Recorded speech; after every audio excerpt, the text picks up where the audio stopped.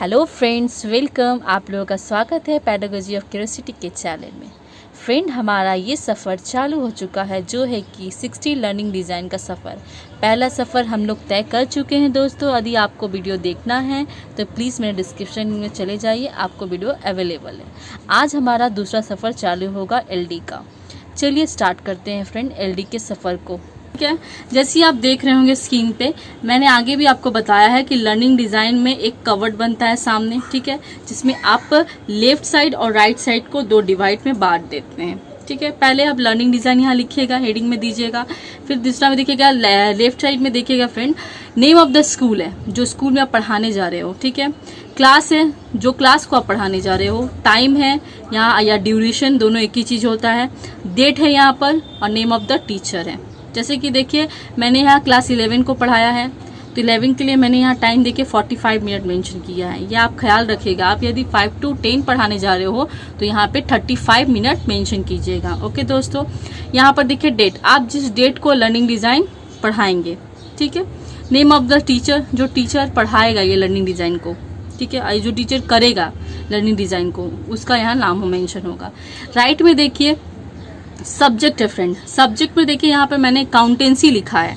आप जिस सब्जेक्ट का लर्निंग डिज़ाइन बनाएं उस सब्जेक्ट का यहाँ पर नाम मेंशन करें। ओके, यहाँ पर देखिए टीचिंग यूनिट, आप जिस यूनिट को पढ़ा रहे हो आप उसका नाम लिखोगे। यहाँ पर देखिए मैंने बीआरएस पढ़ाया है, बैंक रिकॉन्सिलिएशन स्टेटमेंट।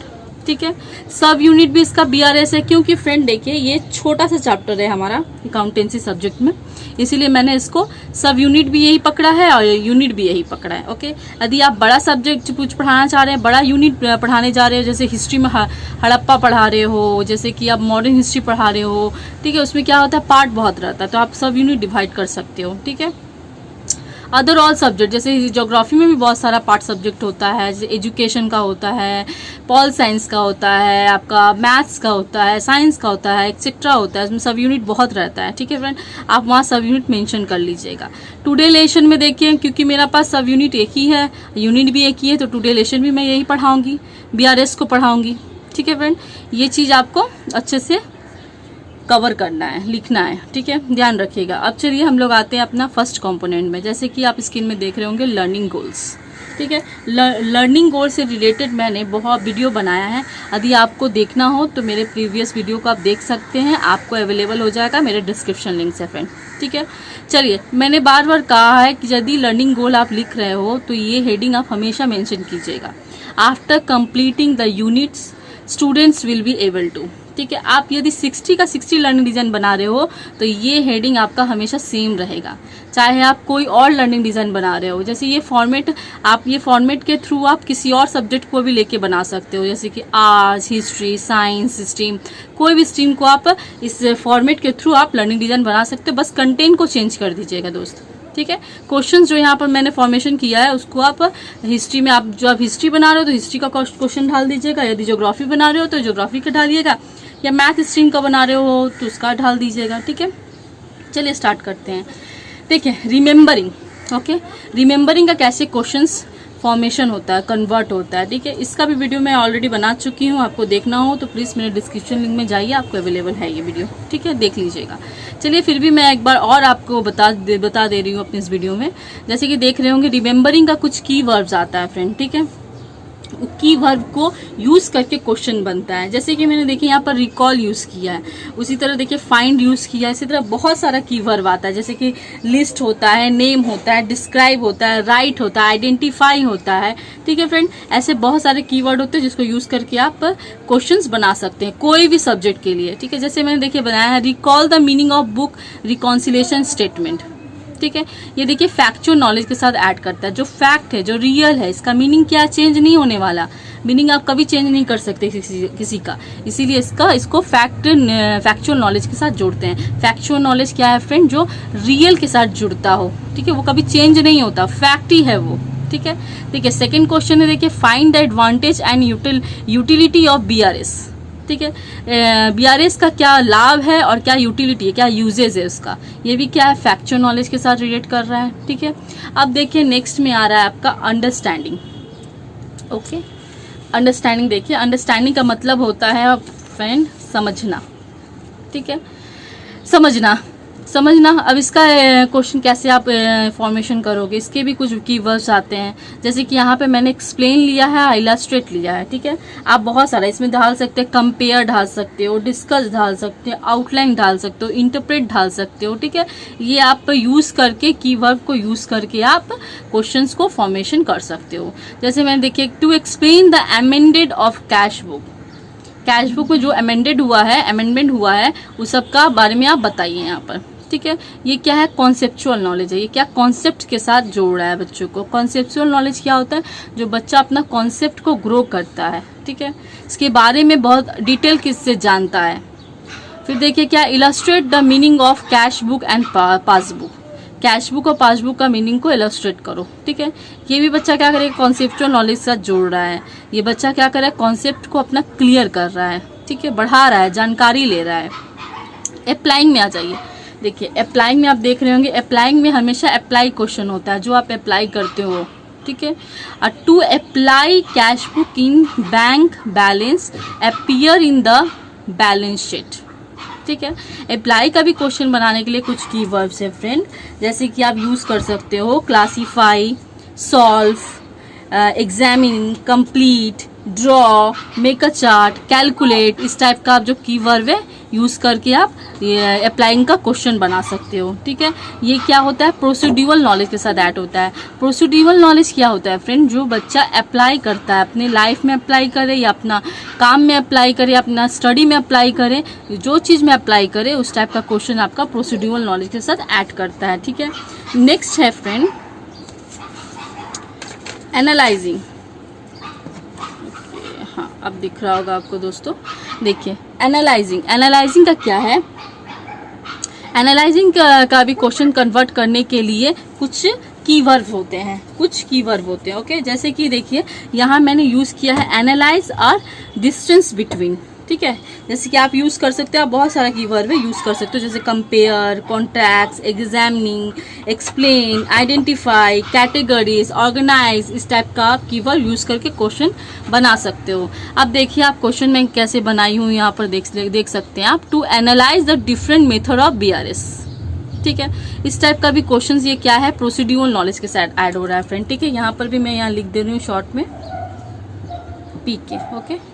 PK का फुल फॉर्म होता है प्रोसीड्यूरल नॉलेज, ओके दोस्तों, ठीक है। ये प्रोसीड्यूरल नॉलेज के साथ ऐड कर रहा है। Distance between cash book and passbook, ठीक है। यहाँ पर भी देखिए कंपेयर करा रहा है। एनालाइजिंग का मतलब होता है ब्रेक डाउन, छोटे छोटे पार्ट में समझाना बच्चों को। तो क्या डिस्टेंस बिटवीन आप जब भी बच्चों को करके दिखाएंगे या किसी का भी डिस्टेंस बिटवीन आप अंतर बताएंगे, तो क्या होता है, इस छोटे छोटे पार्ट में उसको समझाएंगे कि कैश बुक का मतलब ये होता है, पासबुक का मतलब ये होता है, पासबुक का एडवांस क्या है, कैश बुक का एडवांस क्या है, पासबुक क्यों यूज़ करते हैं, कैश बुक क्यों यूज़ करते हैं, ठीक है। इससे क्या है, बच्चा को रिकॉल करवाने में आसानी होगा आपको, ठीक है। उसके बाद देखिए इवैल्यूटिंग। इवैल्यूटिंग का मतलब होता है जजमेंट करना दोस्तों, ठीक है। इसका भी क्वेश्चन बनाने का कीवर्ड है। जैसे कि मैंने यहाँ पर देखिए इवैल्यूएट लिया है, आप लोग ले सकते हैं इसमें जस्टिफाई ले सकते हैं, डिफाइंड ले सकते हैं, क्रिटिसाइड ले सकते हैं, ठीक है। इस टाइप का कीवर्ड यूज करके आप क्वेश्चंस बना सकते हैं। देखिए मेरा क्वेश्चन मैंने जो बनाया है, to evaluate the necessary of bank reconciliation statement in daily life, ठीक है फ्रेंड। अब देखिए आता है क्रिएटिंग। क्रिएटिंग को देखिए, क्रिएटिंग में का मतलब होता है कि आप कोई चीज बना रहे हो, ठीक है। ये देखिए इवैल्यूटिंग का क्वेश्चन भी आप प्रोसीड्यूरल नॉलेज के साथ जोड़ेंगे, PK के साथ, ओके।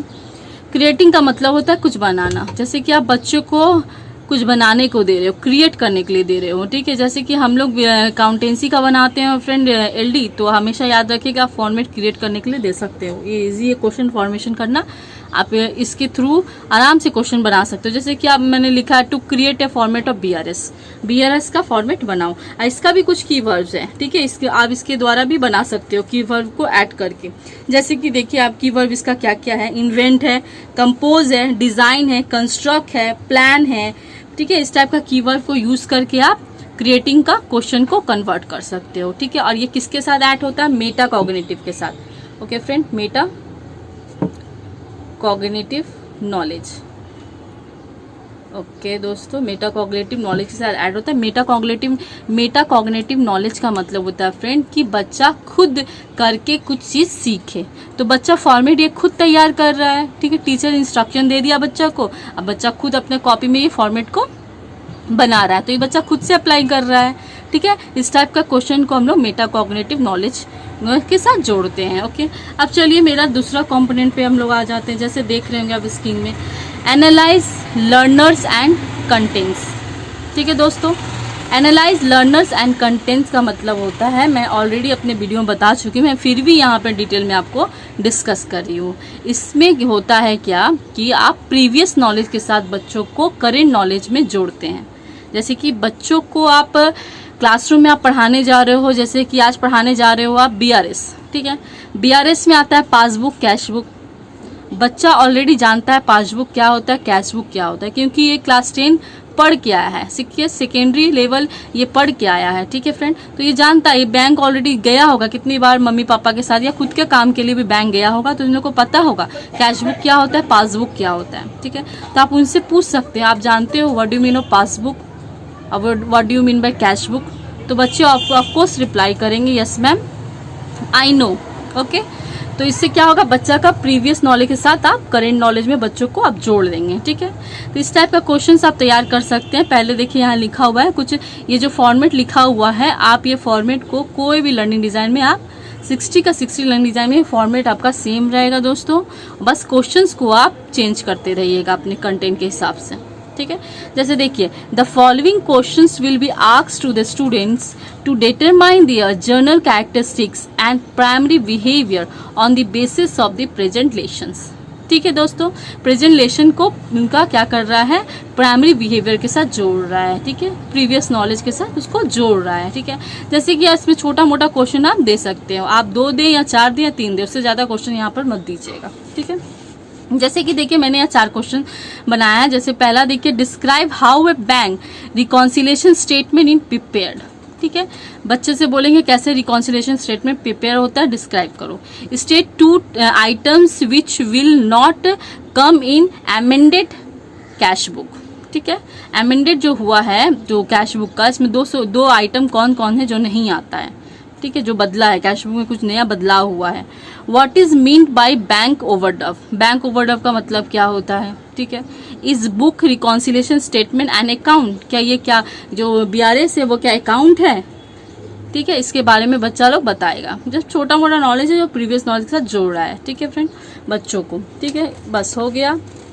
अब नेक्स्ट है मेरा थर्ड कंपोनेंट, जो सबसे इजी होता है करने में, क्योंकि ऑलरेडी आपका माइंड में सेटअप रहता है, ठीक है। जैसे देख रहे हैं आप स्क्रीन में, develop and select learning materials, ठीक है। इसमें मैंने ऑलरेडी आपको बताया है कि आप दो लर्निंग मटेरियल ले सकते हो। जैसे कि जर्नल है एगो स्पेसिफिक है। जर्नल में हमेशा याद रखिएगा, आप बुक लीजिएगा, स्कूल बुक, ब्लैक बोर्ड लीजिएगा, डस्टर लीजिएगा, चौक लीजिएगा, जो आप क्लासरूम में देखते हैं अपने आसपास, ठीक है। और स्पेसिफिक में आप लीजिएगा रेफरेंस बुक, चार्ट्स हो सकता है, PPT हो सकता है, कुछ डॉक्यूमेंट्री पिक्चर बना लिए हैं अपने हिसाब से, जो आपको कंटेंट पढ़ाना है उसके हिसाब से आप जो कुछ बनाइए, उसको एक्स्ट्रा यूज जो कर रहे हैं आप बच्चों को पढ़ाने के लिए, वो आप स्पेसिफिक लर्निंग मटेरियल्स में लिखिएगा, ठीक है। ये ऑलमोस्ट ये हमेशा सेम रहता है, ठीक है। चलिए आइए, अब उसके बाद हम लोग सबसे इम्पॉर्टेंट टॉपिक में बात करेंगे, जो है learning strategies. Okay, learning strategies का मतलब होता है अधिगम रणनीति। जैसे आप कुछ स्टार्ट करने से पहले क्या रणनीति बनाते हैं, जैसे कि हम लोग पढ़ाने से पहले क्या रणनीति बनाते हैं, या पढ़ाई करने से पहले हम लोग कुछ प्रिपरेशन करते हैं ना फ्रेंड, उसी तरह ये भी है कि आप पढ़ाने से पहले कुछ प्रिपरेशन कर रहे हो, ठीक है, बच्चों के लिए। हाँ, जैसे कि आप 2 कॉलम में इसको डिवाइड करेंगे, learning areas, learning strategies. Learning area में आप क्या क्या पढ़ा रहे हो आज, और लर्निंग स्ट्रेटजी में आप कैसे कैसे पढ़ाओगे, क्या क्या यूज करके पढ़ाओगे, ठीक है फ्रेंड। ठीक है, फर्स्ट फेज में आप हमेशा लिखेंगे definition of bank reconciliation statement. आप पढ़ाने जा रहे हो क्लास में, तो टीचर क्या करता है, the teacher will discuss about the bank reconciliation statement is a schedule explaining any difference between the balance shown in bank statement and cash book. ठीक है फ्रेंड, ये आप एक डेफिनेशन यहाँ पर पुट कर दिए, टीचर डेफिनेशन डिस्कस कर रहा है बच्चों के साथ। ठीक है, हो गया। अब सेकेंड फेज में क्या करेगा teacher, discuss about the process of BRS। BRS का क्या करेगा, प्रोसेस को डिस्कस करेगा। किस तरह से करेगा, teacher will show a chart the process of bank reconciliation statement. Teacher क्या करेगा, एक शो करेगा, चार्ट को शो करेगा। चार्ट बना के आप ले गए बच्चों के लिए, चार्ट को शो कर रहे हैं। किस टाइप का शो चार्ट है, वो प्रोसेस से रिलेटेड है। ठीक है, BRS का प्रोसेस से रिलेटेड चार्ट है। तो आप लर्निंग डिजाइन में कैसे चार्ट बनाएंगे, ठीक है, एक छोटा सा क्रिएटिव टाइप का चार्ट बनाइए। देखिए मैंने बनाया है, देख रहे होंगे आप, स्क्रीन में दिख रहा होगा फ्रेंड। ये देखिए ऐसा एक चार्ट बनाइए, यहाँ से खुले। देखिए कितना प्यारा लग रहा है ये चार्ट, कितना अच्छा लग रहा है। हाँ ठीक है, प्रोसेस ऑफ BRS लिख लिए।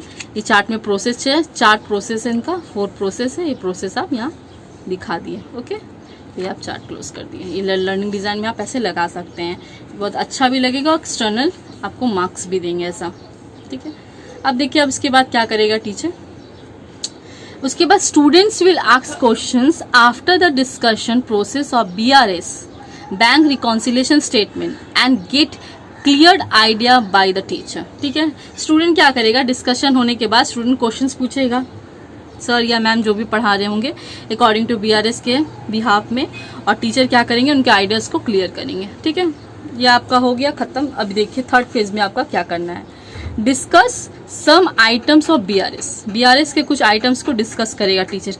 किस थ्रू करेगा, किस तरह करेगा, teacher will draw some items of BRS या bank reconciliation statement on the blackboard. Okay, blackboard में क्या करेगा टीचर, कुछ आइटम्स के बारे में उनको डिस्कस करवाएगा। जैसे सम आइटम्स यहाँ लिख दिया ब्लैक बोर्ड में, देख सकते हैं आप लोग। ब्लैक बोर्ड में मैंने एक आइटम लिख दिया है, 4 आइटम्स लिख दिया, उसके बारे में टीचर क्या करेगा, डिस्कस करेगा बच्चों के साथ। ठीक है, उसके बाद लास्ट आपको क्या लिखना है, लास्ट टीचर क्या करेगा, the teacher will explain some items with discussion method. Teacher क्या करेगा, कुछ जो आइटम लिखा है ब्लैक बोर्ड में उसको डिस्कशन मेथड के थ्रू एक्सप्लेन कर देगा, through active participant of the student के एक्टिव पार्टिसिपेंट के साथ। ओके फ्रेंड, ये क्या हुआ, लर्निंग स्ट्रेटजीज तो खत्म हो गया। उसके बाद अब क्या करेंगे, डिजाइन फॉर इवैल्यूएशन करेंगे। ठीक है, इसके बाद जैसे कि आप पढ़ा चुके हैं यूनिट पढ़ाने के बाद आपको कैसे पता चलेगा बच्चों को कितने समझ में आया है, तो उसके लिए आप क्या करेंगे, वर्कशीट तैयार करेंगे। ठीक है, 10 to 15 या 25 मार्क्स, उससे ज़्यादा मत कीजिएगा क्योंकि 45 मिनट्स में आप कवर नहीं कर पाएंगे। ठीक है फ्रेंड, जैसे कि डिजाइन फॉर इवैल्यूएशन देखिए, एक वर्कशीट मैंने तैयार किया है। जैसे कि आप फैक्चुअल, प्रोसीड्यूरल, कॉन्सेप्चुअल और मेटाकॉग्निटिव के नॉलेज के हिसाब से क्वेश्चंस को फॉर्मेशन कीजिएगा। पहले देखिए मैंने एक छोटा सा क्वेश्चन दिया, चूज द करेक्ट आंसर। ठीक है, चूज द करेक्ट आंसर से क्वेश्चन लिया। जैसे बैंक रिकॉन्सिलेशन स्टेटमेंट इज क्या है, ये बच्चा टिक करेगा क्या है, फैक्चुअल नॉलेज के साथ जोड़ रहा है क्योंकि चेंज तो हो नहीं सकता, जो है ये वही रहेगा। उसके बाद क्या है, मैंने एक छोटा सा ये क्वेश्चन ये दिया है, मैंने ये चूजिंग क्वेश्चन है, ये भी direct deposit into bank by a customer it increase. ठीक है, डायरेक्ट डिपॉजिट जब बैंक में करता है कस्टमर तो क्या होता है कि क्या इंक्रीज करता है, ऑफकोर्स पासबुक का बैलेंस इंक्रीज कर जाता है। ठीक है, ये क्या है, प्रोसीड्यूरल नॉलेज के साथ, ये क्या अप्लाई किया हुआ क्वेश्चन है। ठीक है, ये रियल लाइफ में हम लोग अप्लाई करते हैं इस टाइप का क्वेश्चन को। ठीक है, उसके बाद देखिए एक छोटा सा क्वेश्चन फिर मैंने यहाँ पर एक सॉल्व प्रॉब्लम दे दिया। जैसे कि हम लोग यहाँ पे अकाउंटेंसी से रिलेटेड बना रहे हैं तो एक सम्स तो देना जरूरी है। ठीक है दोस्तों, solve the problems from the following information, prepare a bank reconciliation statement of mister AB limited as on 31 March 2018। Okay, एक क्वेश्चन मैंने तैयार कर लिया प्रॉब्लम से रिलेटेड। उसके बाद क्या करना है आपको, छोटा सा क्वेश्चन यहाँ पर दे देना है, चार को पॉइंट दे दिए हैं। इसका ऐसे भी छोटा मोटा क्वेश्चन आता है एग्जाम में। ठीक है, 4 क्वेश्चन आप मेंशन कर दिए, 4 क्वेश्चन को आप डिस्कस करेंगे बच्चों के साथ। ठीक है, और क्या करेंगे, बच्चा खुद सॉल्व करेगा। इससे आपको क्या पता चलेगा कि बच्चा कितना कर पा रहा है कि नहीं, कितने बच्चों को समझ आया कि नहीं आया। ठीक है, आप जैसे कि 35 क्लास में एक 35 बच्चा को पढ़ा रहे हैं, उसमें से आप सोचिए मानिए कि 30 बच्चों को समझ में आता है, 5 बच्चों को नहीं समझ में आया आपका पढ़ाया हुआ। ठीक है, तो आप क्या करेंगे, इसके बाद डायग्नोसिस फॉर रेमेडियल क्लासेस का ये करेंगे, डायग्नोसिस फॉर रेमेडियल क्लासेस का आप उन्हें रेमेडियल क्लासेस देंगे आप उन्हें। ठीक है फ्रेंड, जैसे आप देख सकते हैं कि यहाँ पे लिखने का तरीका देखिए, if there is any need of remedial class then the teacher will arrange it according to the need. 60 का लर्निंग डिज़ाइन में आप जो 60 लर्निंग डिज़ाइन कन्वर्ट करेंगे, बनाएंगे, तो इसमें हमेशा यही पॉइंट को, यही स्टेटमेंट को, आप यही सेंटेंस को मेंशन कीजिएगा। ठीक है फ्रेंड। और डायग्नोसिस रेमेडियल क्लासेस का मतलब होता है उपचारात्मक क्लासेस। बच्चों को जो समझ में नहीं आता उन्हें एक्स्ट्रा क्लास दिया जाता है और उनके नीड्स के हिसाब से, उनके ज़रूरत के हिसाब से उनको क्लास में पढ़ाया जाता है। ठीक है फ्रेंड, इसका मतलब ये होता है। ओके फ्रेंड, चलिए दोस्तों, हमारा सेकेंड एलडी का सफ़र ख़त्म हो चुका है। यूं ही हम लोग अपना ये सफ़र चालू रखेंगे। आप और हम मिलके ये सफ़र को और इंटरेस्टिंग बनाएंगे नेक्स्ट वीडियो में। चलिए, वीडियो को यूं ही देखते रहिए और देखने के साथ साथ प्लीज़ वीडियो को लाइक और सब्सक्राइब भी कीजिए वीडियो अच्छा लगे तो। और प्लीज़ हमें सपोर्ट करने के लिए बहुत बहुत धन्यवाद दोस्तों।